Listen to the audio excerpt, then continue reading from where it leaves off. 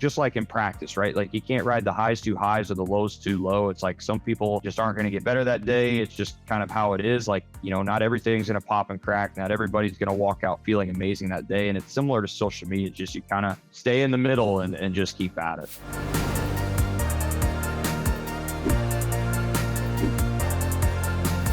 Hey, Smart Chiropractors. Welcome to the Smart Chiropractor Show and our featured guest segment. My name is Dr. Jeff Langmaid. I'm here with my co-host, Dr. Jason Deitch. And today we have the fortunate opportunity, due to a nice flexibility in the schedule, we thank him for taking a little time out of his very busy day, Dr. Matt Pennell of Pure Motion Chiropractic in Dallas, coming on to chat about sports chiropractic and how he has used social media to build and grow an awesome following. Matt, thanks for taking some time and chatting with us today. Absolutely. I appreciate you guys reaching out, and it's fun to connect.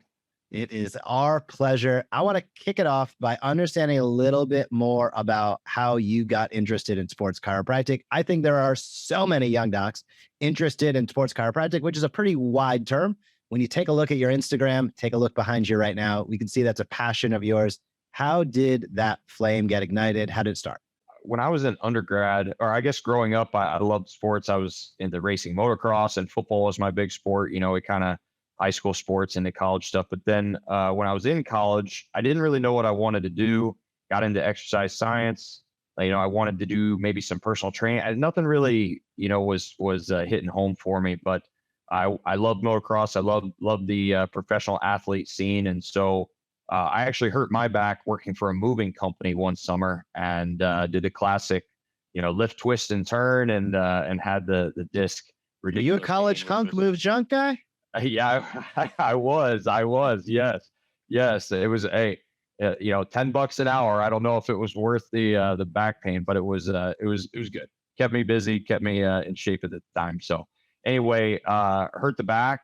Went to a chiropractor along with some physical therapy, and it worked really well.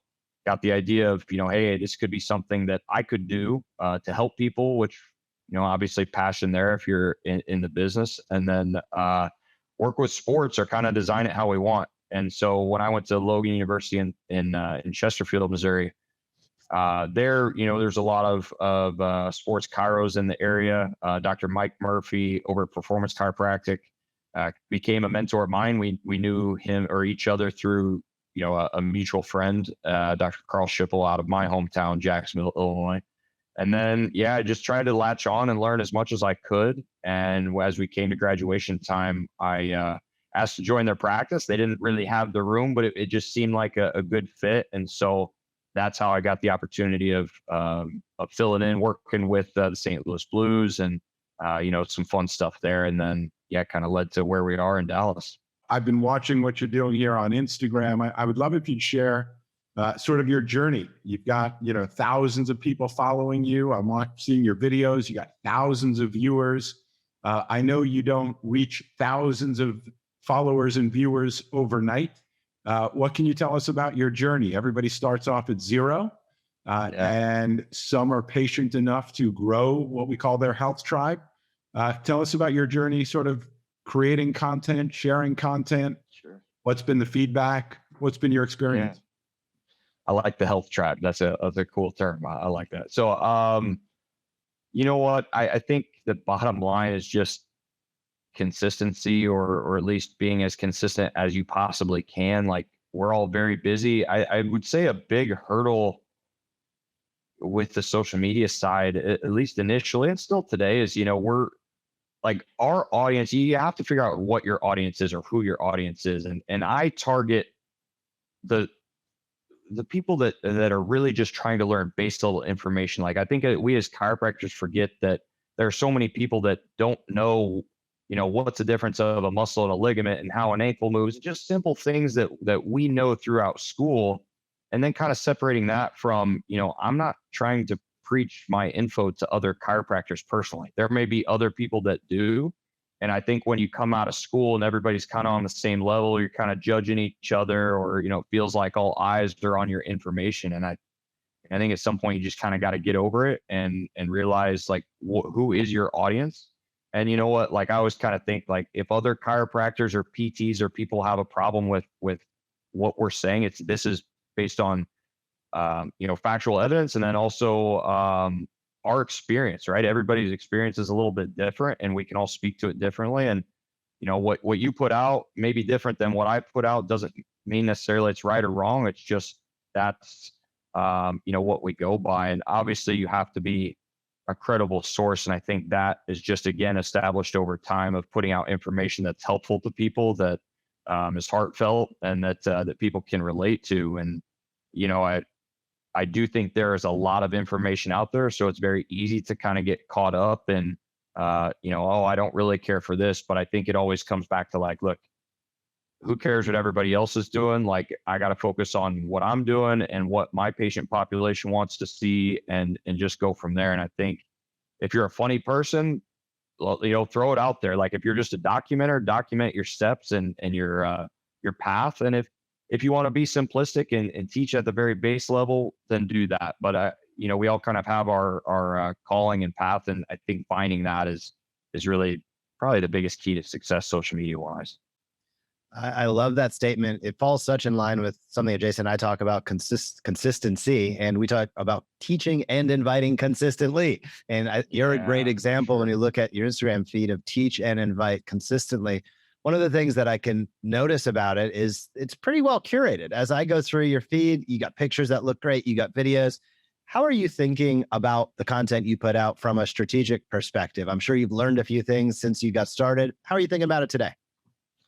Yeah, that's a really good question. I think I beat myself up on that probably a lot. And if you watch people like Gary Vee, it's just like, just do it. I mean, I think so many of us probably go into freeze mode because we're so concerned of like, should I do this? Should I do that? Like, I mean, if you think about it, even based on the content that you see from other people, how long do you really ponder what that one post is about? I mean, you see it for 30 seconds, you read it, you move on.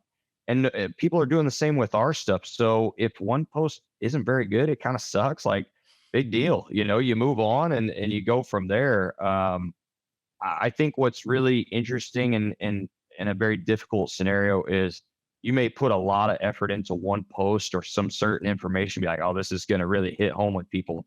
And it's just a flop, and it's kind of a smack in the face. But then you'll put something out that feels very simplistic. It's like, hey, this is just kind of what's on my mind, and it just crushes. So the only thing I can really relate to it is like, you almost can't, just like in practice, right? Like, you can't ride the highs too highs or the lows too low. It's like some people just aren't going to get better that day. It's just kind of how it is. Like, not everything's going to pop and crack. Not everybody's going to walk out feeling amazing that day. And it's similar to social media. It's just, you kind of stay in the middle and just keep at it. It's very much what we have found to be the case as well. It's consistency. The numbers are the numbers. If they're good, wonderful. If they're not good, wonderful. I'm going to create something again today, so it doesn't really matter either way. I love it. Matt, what can you speak to about the feedback you've gotten? Has this been, I'll say, beneficial for your practice? Do you recommend other chiropractors do it? What messages do you have to other chiropractors? Obviously, our agenda is to try to teach more chiropractors to do exactly what you said, which is really find out what's your unique message? Who's your unique audience? What do you love to teach that you're passionate about, knowledge about, and your audience wants to learn about? You found it, but I think, as you sort of alluded to, a lot of chiropractors experience paralysis by analysis. They've got good intentions. They never take action because they overthink it. And then at the end of it all, they fall into the trap of, well, is it really worth it anyway? So what's been your experience? What kind of feedback have you gotten? Do people like it? Is it getting you new patients? Is it worth your time? Yeah, great questions. I think I wouldn't do it if it wasn't worth it. As you get busier, I'm sure you guys can attest to this, there's just not enough time to do things that don't really add up or are meaningful to your practice or your population. Like, I think I started out doing a lot of different things, and over the past couple of years, I've tried to just kind of hone it in a little bit and hit the things that work and actually mean, a good ROI and will increase revenue. So yes, we have gotten a lot of patients from social media, but I think there's a couple keys to that. One is having a link to some sort of form that people can actually act on. And, we have links in both our business page and my personal page, that they're just one click away. Like you use that Amazon type mentality of the less clicks, the less hassle for people, the better. And so as soon as you click it, it's you click in the profile, you go one more click and that's it. And you fill it out and you're done. And that's a great way to like, hey, I'm interested. I don't have time to pick up the phone or it's 10 o'clock at night, but I'm interested in what you do and I want to fill that out. And that to me is the missing link that a lot of people don't utilize. They're like, hey, call me. Hey, do this. But they don't really give people a chance to act on it. It's just like if you want somebody to buy something right now, then you better make that product as easy to purchase as possible. And so I think that when you give out information, you don't always have to ask for a sale or ask for people to come in, but you make sure that your link is available. And if people are interested, hey, I'm right here. I'm one click away, or DM me or whatever. But I found that piece alone has really upped our ROI. And then I would say, yeah, I mean, the more that we post, the more new patients we get. And anymore, it's, hey, we have, I would say probably 90% of our new patients at this point in time come straight from social media. It's definitely a certain age range. But yeah, I mean, I don't know anything easier from a marketing standpoint than sitting on my couch at 9 p.m., putting together a post. It's time consuming, but I don't have to go knock on the PCP door next door, and try to communicate for patients. I think that stuff is great. And I love the face-to-face contact and communication, but social media and online marketing is there for the taking. It's free. It's cheap. You gotta put it to use. Very, very well said. There's a saying in marketing, confusion kills conversion. And if there's too many options, so having that form there, as you described, where somebody can quickly and clearly take action is a very, very important concept that I hope everybody out there is listening for. I have a question that dives a little bit into the practice itself. Sure. Cash, insurance, PI, what's it look like? You're a newer provider. You're doing a fantastic job. You're building a great practice. How are you thinking about payers and how you go about managing that aspect of the business? What's it look like today? And maybe what do you hope it looks like in the future? Yeah, great questions. I appreciate it.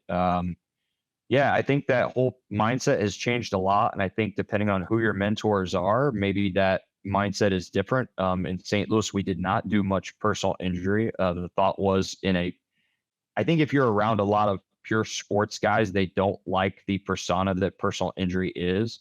And when I came down to Dallas, that is really a pretty big personal injury area because no one can drive down here. So it becomes a big thing. But, it's all about doing it right, in my opinion. And so we started doing personal injury, and I kind of shied away initially because I'm like, yeah, it's just I don't want to be that guy. But if you start doing things right, it doesn't really matter how you do it.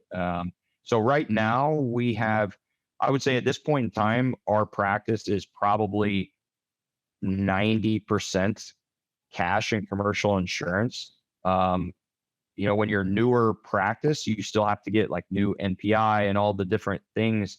So it takes a while to get a network with Blue Cross Blue Shield and UHC, Cigna, and every state's different. So I'm not telling people that they should or shouldn't. I think it probably depends on your area and what reimbursement is like.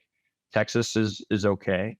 And I just, my mindset is like, I need to, I want to make as much money as possible for the services that we provide, but I also want to be fair and I want to be as open to as many doors and people as possible. And as time goes on, if insurance isn't paying and we need to X that out, that's fine, but I don't want to hinder my success initially. So, it's kind of, hey, you accept everything and figure it out as time goes. And maybe you hire other people that, to do some of that stuff that you're not into as time goes on. But we are a network with as many insurance as we can.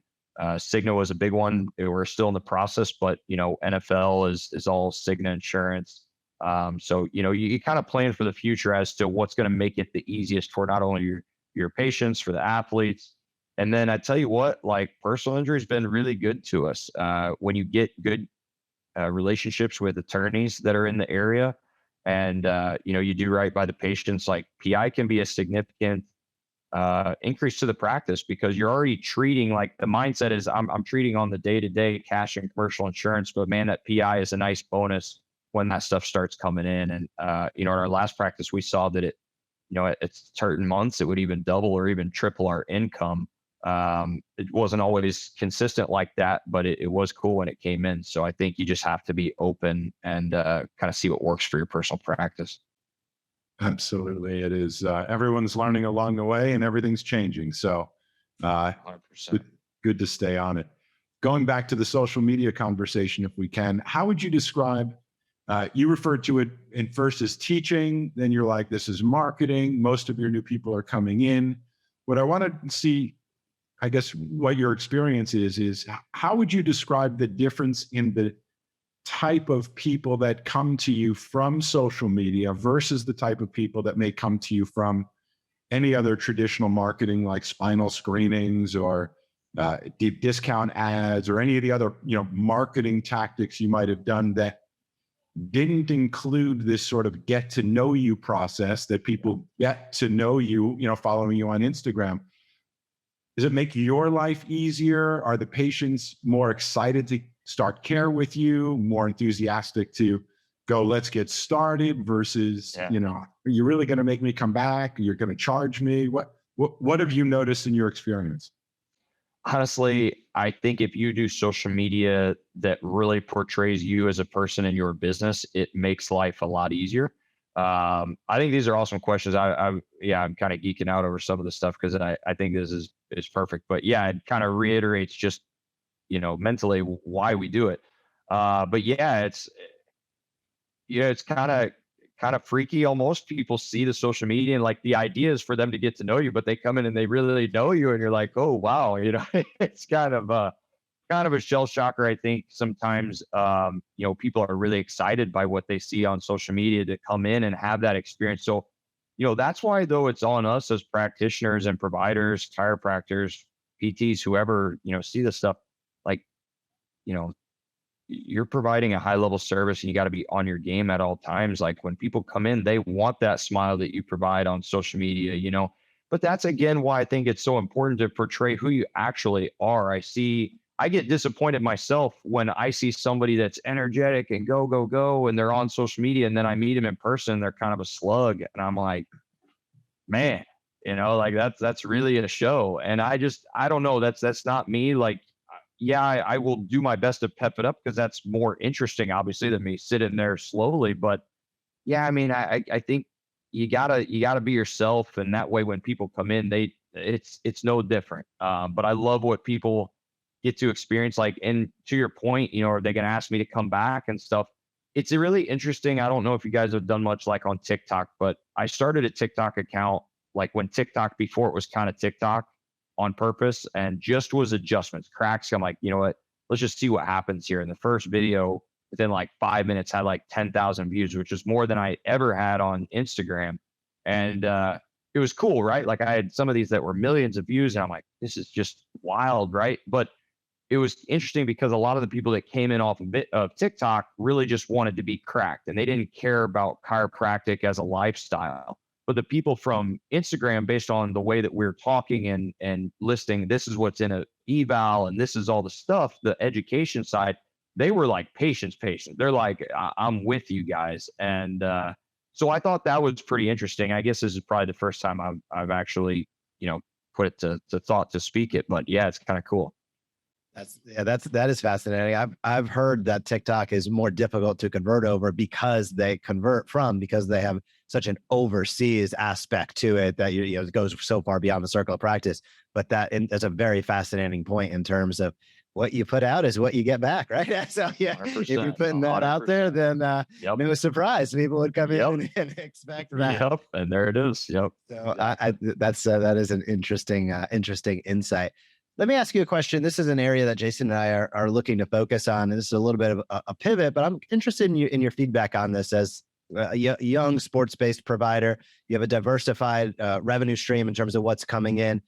How have you thought about continuity, membership, subscriptions, ongoing care? Because of course, there's always that active care phase. Somebody comes in, but we all know that there's lifestyle effects of what goes on. People go back to their job, they go back to their habits. And quite often they aren't optimal health habits. They are suboptimal health habits. How have you thought about that? Is that something that's on your radar, not on your radar, not on your radar, but interesting? I'm just curious. Yeah. You know what? I have thought of different membership options and things like that. I think a lot of it depends on your pricing model. Um, we're priced at a point right now to just get people in the door. Like we're not the cheapest, but we're also far from the most expensive. And I don't know that I could really cut my expenses anymore. So I struggle on that part from a membership standpoint because I'm just like, we put a lot of effort into the treatments that are in our office. And I just don't know based on time, like we would almost have to run a different model of, not some of the extras that we do and all this stuff in order to just do that. And then at the same time, I'm like, can I even let myself just do the one part for a cheaper price? And I don't know about that either. Yeah, I have thought about it, and I do think that it could be very beneficial. My biggest thing though that I hate to hear from people is like they'll go to a massage place, no in particular, but they have a membership and they never use them and they just collect, and like it's great financial gain for the business, I guess. But the people aren't talking about you. They're not spreading the love because they're not using it. If anything, like, man, these guys, I got, 5 adjustments built up and haven't used them.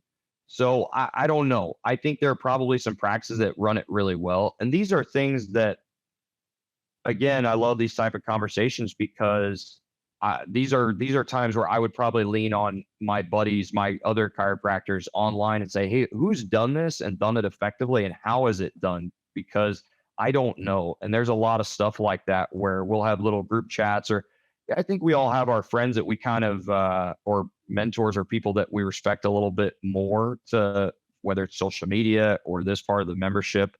And, we'll ask those questions. So membership's not something necessarily that I've done, but I 100% support the monthly style care or whatever more regular care, because those are the people that come back and like, doc, I feel really good. And that's a thing. But to your point and to your credit, we've also had the talk of, again, what you put out is what you get in. And I talk a lot about pain and pain reduction and mobility and function. I don't talk a lot about coming in because you feel good and you want to keep feeling good, and the maintenance side of things. And, for like if golfers, whatever. And I've even thought like, man, these guys probably only think of me when they're in pain, and why not? That's all I talk about. So, that's probably a big piece of it too. But I'm just curious, what do you love most about what you're doing, whether it's in the practice or social media? What gets you really jazzed up, excited to wake up in the morning and get to practice and make a difference in people's lives? You know what I think? What's excited me more about this kind of third go around with practice changes is that it's for us, it's for me, it's for my family. There's no one else involved. Like that gets me excited, and I think that is a glowing sense that I can portray into my practice for other people. Like I want to help them. I want them to get better. Ultimately, it helps me. It helps my family, like on the other side of it. And I mean, let's face it, we're here to help people, but we're also here to make a living. And so everybody has to win. Otherwise, it just doesn't work. And so that, to me, like having that ownership where I am currently, that is exciting to me. And I think for others, like everybody's at a different place. And after the 7 years that we've done it, that's kind of what gets me amped up at this time anyway. I think that's absolutely fantastic. Matt, you have been awesome to chat with. It's great to get you in our circle of people that we know. Everybody listening and watching, we are going to drop Matt's links down below. So be sure to follow along. Again, you're a fantastic example of how you can teach and invite consistently, build a health tribe of people who want to learn from you. And what do you know? They end up coming in to see you in real life, in practice, and become some of, if not, your best patients. Matt, thanks for taking time out of your day and chatting with us today. Thanks, guys. I really appreciate it. Thank you so much for watching this video on the Smart Chiropractor. To not miss a single thing that's clinically oriented, marketing oriented, or more, be sure to subscribe to our YouTube channel today.